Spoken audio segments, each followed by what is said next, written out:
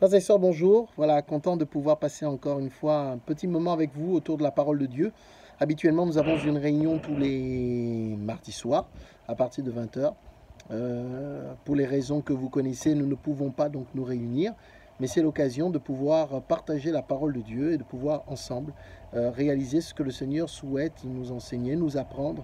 En tous les cas, c'est ce que je souhaite, c'est vraiment vous laisser, ou du moins vous donner l'occasion d'avoir la parole de Dieu, même si je suis convaincu que vous la lisez à la maison, que vous la méditez. Voilà, mais c'est l'occasion aussi de garder ce lien fraternel à travers la parole de Dieu. Voilà, je vais vous proposer simplement un thème aujourd'hui qui tourne autour du... J'ai phrasé un petit peu les choses de cette façon-ci. Quand la terre est bouleversée, que fait Dieu? On peut tous se poser cette question-là, peut-être que les gens se posent cette question-là. Notre monde est bouleversé, la terre est bouleversée, et que fait Dieu? Voilà, que fait Dieu? Et un homme dans la Bible a posé une forme de question, ou du moins un constat dans la parole de Dieu, c'est Job, vous devez certainement le connaître. On lira tout à l'heure dans Job, chapitre 28, verset 5. Ça vous laisse le temps un petit peu de trouver le texte. Job 28, verset 5. Ce que nous appelons bouleversement, la plupart du temps, renvoie à un imprévu, à une situation inattendue, à des circonstances qui nous font perdre nos repères habituels et qui, finalement, nous mettent dans l'incapacité de faire ce que nous avions initialement programmé. Par exemple, dans notre agenda, dans notre programme, c'est un petit peu le cas de le dire, avec ce qui se passe en ce moment. En tous les cas, le monde de Job a été bouleversé, je dirais, quand il est entré dans son épreuve. Ça a été des situations difficiles, des situations compliquées. Les choses n'ont pas tourné, ou du moins n'ont plus tourné tout à fait dans le bon sens. Il s'est retrouvé confronté à une réalité qui n'était pas celle qu'il avait prévue au début. Et donc, c'était très, très compliqué pour lui. Et on peut imaginer que son monde à lui a été complètement bouleversé. On sait que Job a perdu sa santé, il a perdu sa famille, il a perdu son travail, il a perdu ses activités. Et tout cela a été pour lui quelque chose d'assez compliqué à vivre, d'assez difficile à expérimenter. Pourtant, Dieu, dans tout cela, a voulu lui enseigner quelque chose. Et je crois que de la même manière, il n'y a rien de nouveau sous le soleil, on le disait dimanche, il y a encore quelque chose que le Seigneur souhaite nous apprendre. Alors Job, chapitre 28, verset 5, nous dit ceci: « La terre d'où sort le pain est bouleversée dans ses entrailles comme par le feu. » La terre d'où sort le pain est bouleversée dans ses entrailles comme par le feu. Job ici met en évidence quelque chose d'assez fort. Les mots ne sont pas simples, il parle déjà d'être bouleversé, la terre, et il dit dans ses entrailles comme quelque chose finalement de profond, de viscéral, et il dit dans ses entrailles comme par le feu. C'est vraiment quelque chose d'assez exceptionnel. Le feu a cette vertu, je dirais, ou cette capacité de consumer la matière dans son fond finalement. Et il dit la terre est bouleversée dans ses entrailles comme par le feu. Il y a là quelque chose qui consume, quelque chose qui brûle, quelque chose qui prend une place et qui nous empêche de voir la terre avancer comme elle devrait. Et on peut dire que notre terre est bouleversée dans ses entrailles, car il y a beaucoup de choses qui sont remises en question aujourd'hui de par la réalité de ce que traverse finalement chaque continent, chaque pays avec eh bien, cette pandémie aujourd'hui. Mais malgré tout, le Seigneur va répondre à Job, et dans sa réponse, il va simplement lui rappeler que l'être humain vit dans une bulle, finalement de façon égoïste, ne saisissant absolument pas qu'il y a une autre réalité autour de lui qui agit, et dans laquelle, par contre, Dieu a le total contrôle. Ça ne veut pas dire que la réalité de Job n'était pas dans le contrôle de Dieu. Mais alors que, je dirais, Job lui parle de son problème à lui, de son souci à lui, Dieu lui dit, mais n'as-tu pas vu ce qu'il y a autour de toi? Et c'est là qu'on le voit dans le chapitre 38 et au verset 4 notamment, Job 38, verset 4, on lit, où étais-tu quand je fondais la terre? Dis-le, si tu as de l'intelligence. Qui en a fixé les dimensions, le sais-tu? Ou qui a étendu sur elle le cordeau? Sur quoi ces bases sont-elles appuyées? Ou qui en a posé la pierre angulaire? Alors que les étoiles du matin éclataient en chants d'allégresse et que tous les fils de Dieu poussaient des cris de joie. Voilà une question que Dieu pose ici à Job. Et quand on lit au verset 16, il complète: « As-tu pénétré jusqu'aux sources de la mer? T'es-tu promené dans les profondeurs de l'abîme ?» Voilà des questions que le Seigneur est en train de poser à Job. Lui met en évidence une réalité bien plus merveilleuse, plus profonde. Vois-tu ces choses-là, Job? Est-ce que tu les vois? Tu vois ton monde à toi, tu vois ton contexte à toi, tu vois ta situation à toi qui se détériore, ce qui est tout à fait légitime. Mais Dieu veut lui montrer qu'il y a autre chose. Et cette autre chose sur laquelle il veut attirer son regard, est le symbole fort de sa souveraineté, de sa puissance, de son intervention dans le monde. Et c'est ce que Job peut-être avait perdu de vue. En pensant à lui-même, se renfermant sur lui-même, il se dit, mais c'est bon, je suis abandonné, Dieu ne me voit pas. Est-ce que Dieu voit notre monde? Oui, alors que la terre est bouleversée, que fait-il?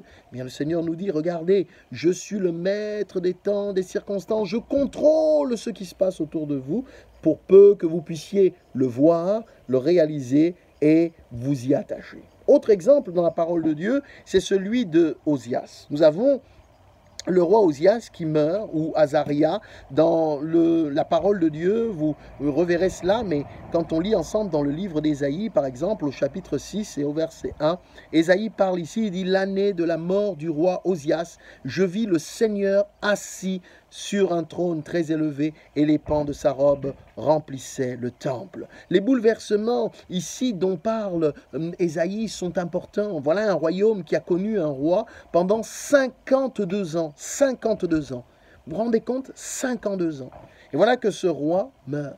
Il meurt dans des conditions qui ne sont pas les plus simples. Il meurt dans une maison isolée. Il meurt malade parce qu'il est lépreux. Et voilà que Ésaïe dit l'année de cette mort, l'année de ce bouleversement dans le royaume de Juda, l'année où cette réalité est arrivée sous nos yeux, où la terre s'écroule autour de nous, 52 ans de règne, même s'il va être remplacé par son fils Jotham.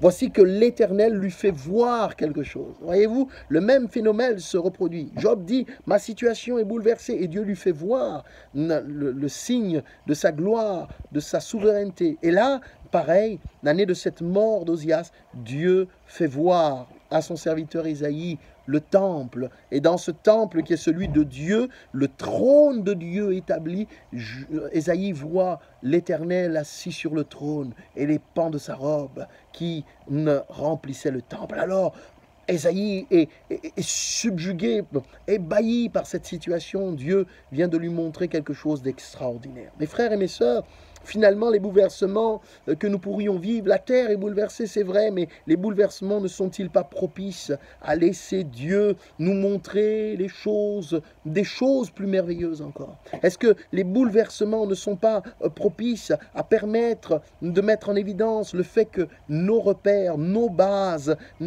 celles de notre existence sont bousculées et que de façon que autre chose puisse émerger, de telle sorte qu'une autre réalité paraît alors sous nos yeux. Et ce que nous devrions voir et reconnaître, je le crois, c'est finalement le règne glorieux de Dieu, c'est sa souveraineté, la manifestation puissante de sa gloire. Alors que la terre est bouleversée, que fait Dieu? Il nous montre, je dirais, un arc-en-ciel comme symbole de l'alliance éternelle qu'il souhaite conclure avec nous, comme il le fit autrefois avec Noé. Oui, alors que la terre était bouleversée, rappelez-vous, les eaux de la mer avaient envahi les terres, tout était submergé. Et alors que Noé sort de ce bateau, et cette arche, ne sachant qu'est-ce qui reste à l'extérieur, bien le Seigneur met une arche là, et il dit, voici désormais le symbole de l'alliance que je souhaite conclure avec les hommes. Alléluia. Je crois que, alors que la terre est bouleversée, nous devrions regarder ensemble dans la direction qui nous permet de voir la glorieuse présence de Dieu. Quand Jésus-Christ, notre Sauveur, meurt sur la croix, la Bible annonce dans Luc chapitre 23, verset 44, il nous est rapporté que le pays a été bouleversé. Le pays a été bouleversé, pourquoi? Parce qu'il y a eu des pestes ténèbres qui sont arrivées. On a eu comme cela de l'obscurité qui a envahi alors que c'était en plein jour encore. Eh bien, voilà que pendant 3 heures, l'obscurité va envahir le pays. Un bouleversement est en train de se produire, ce n'est pas peu de choses de le dire, car sur le bois maudit du calvaire mourait le Fils de Dieu, le Sauveur de l'humanité. Et voyez-vous, là encore, on peut se demander, mais qu'est-ce qui se passe alors que ce bouleversement est en train de se produire? Eh bien, lisez la suite du texte, Luc 23, je l'ai dit, verset 44. Il nous est dit, le soleil s'obscurcit, et il nous est dit, et le voile du temple se déchira. Pendant qu'il y a d'un côté cette ambivalence, d'un côté on voit le bouleversement, et de l'autre côté on découvre Dieu qui est en train de déchirer le voile du temple de haut en bas, comme par symbole, un symbole fort, indiquant par là que désormais l'accès est possible dans sa présence. Oui, le Seigneur nous dit par les bouleversements, oui, je veux te montrer autre chose, je veux t'indiquer autre chose. Et voici que la mort de notre Sauveur à la croix nous a ouvert la porte du ciel. La mort du Seigneur sur la croix nous a permis de découvrir l'amour de Dieu. Voyez-vous, ce bouleversement n'en était pas un, simplement, il était là pour nous indiquer que Dieu nous aime et qu'il voulait transformer nos vies. Alors, parfois, nos vies, au-delà du coronavirus, nos vies traversent ces formes de bouleversement. Mais dans ces bouleversements, le Seigneur souhaite se révéler à nos cœurs. Il souhaite nous montrer son amour. Il souhaite que nous soyons transformés. Alors oui, mes frères et mes sœurs, bien-aimés dans le Seigneur, nous sommes sans crainte quand la terre est bouleversée. Fût-elle dans ses entrailles les plus profondes, parce que pour nous, le Seigneur souhaite nous éclairer. Oui, le Seigneur souhaite, comme tout à nouveau, changer notre vision des choses, nous montrer ce que nous n'imaginons pas, changer le mal en bien, la malédiction en bénédiction. Dans le livre des Actes des Apôtres, je conclus, vous relirez ce texte au chapitre 17 et au verset 6, il nous est parlé de ces gens qui ont bouleversé le monde et qui sont aussi venus ici. C'est ce que rapporte le texte des évangiles. Et ces gens dont il était parlé, dont il faisait allusion, c'étaient les chrétiens. Ces gens ont bouleversé le monde. Bouleversé. Eh oui, on retrouve le même mot qui revient. Et voici que finalement le bouleversement ici, dans ce sens-là, c'était une perte de repère. Bien sûr, il y avait là un culte idolâtre qui avait été mis en place dans la ville. Et beaucoup de choses se pratiquaient de façon terrible. Loin de Dieu, la vie spirituelle était axée autour d'idoles, autour de choses qui n'honoraient pas le Seigneur.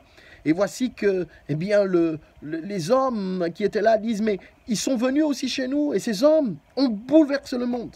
Voyez-vous, le Seigneur veut bouleverser les vies. Il veut changer les vies. Il veut transformer les vies. Et peut-être que quelqu'un entend ce message et que ce quelqu'un, cette personne, un jeune homme, une jeune fille, un homme, une femme, a besoin de se réaliser que les bouleversements peut-être que tu traverses dans ta vie sont de Dieu, voulus de Dieu, permis de Dieu, parce qu'il souhaite ouvrir tes yeux à une autre réalité. Il souhaite te montrer qu'il est capable de transformer ta vie et que les repères que tu as peut-être eus jusque-là et qui t'ont permis de marcher, d'avancer, ces bases qui te semblaient établies, eh bien qui aujourd'hui semblent s'étioler, eh bien aujourd'hui peuvent être transformées par la présence de notre Sauveur. Jésus-Christ est celui dont nous pouvons nous approcher, celui à qui nous pouvons nous attendre. Il veille sur nos vies, il ne nous abandonne pas. Alors le psalmiste, je le disais ce matin, quand je vous ai envoyé le petit message, le psaume 46 nous parle du Seigneur comme étant notre refuge et notre appui. Et nous savons qu'il est le secours qui ne manque jamais dans la détresse. Et pourquoi nous sommes sans crainte? Nous sommes sans crainte quand la terre est bouleversée. Oui, notre véritable repère, notre base, c'est le Seigneur. Et lui, il est solidement établi. Il ne vacille pas, il ne change pas. Il transforme et change les existences. Restons donc cachés en lui, restons cachés dans le Seigneur. Et si vous lisez à la maison aussi ce texte de Colossiens, chapitre 3, verset 3, il nous est rapporté justement cette parole forte. Vous êtes morts en Christ et votre vie est cachée avec lui en Dieu. Notre vie est cachée en lui. Restons cachés en lui. Quand la ville, quand le pays, quand le monde, quand la terre est bouleversée, restons cachés en lui. Gardons la paix de Dieu, insaisissable, cette paix merveilleuse qui saura nous garantir la vie et la vie éternelle. Que Dieu puisse nous renouveler, nous bénir et nous encourager. À lui soit toute la gloire. Merci mon Dieu pour cette parole partagée avec mes frères et mes sœurs. Merci de les encourager. Merci de les bénir, de les fortifier dans le quotidien de leur vie. Là où chacune se trouve en ce moment. Seigneur, viens le visiter, viens le toucher, viens lui parler. Qu'il y ait quelque chose qui germe dans le cœur. Seigneur, alors que peut-être des choses sont bouleversées dans les vies, eh bien tu nous montres autre chose. Ésaïe a vu autre chose. Pendant que le bouleversement était là, il a vu quelque chose de bel et bien établi. Le trône de Dieu était bel et bien là. Seigneur, viens nous montrer que toi, tu règnes encore dans nos vies, dans nos cœurs, et fais en sorte que nous entrions dans ta réalité et que nous fassions de toi notre repère, notre secours, notre base. Merci de bénir mes bien-aimés, de les encourager et de les renouveler au nom de Jésus. Amen. Amen. Voilà, que le Seigneur vous bénisse, mes frères et mes sœurs. Vous avez les salutations de mon épouse, Kelly. Nous pensons bien à vous, encore une fois, et le jour est en train de se coucher. Mais nous rendons grâce à Dieu de ce que, eh bien, il est celui qui nous tient par la main. Que le Seigneur soit votre appui, votre secours, votre sécurité. Et Dieu voulant, une prochaine vidéo avec une autre exhortation vous sera partagée eh bien, dans la semaine qui continue, qui se poursuit. Je vous souhaite aux uns aux autres une bonne fin de journée. Que Dieu vous bénisse. Au revoir.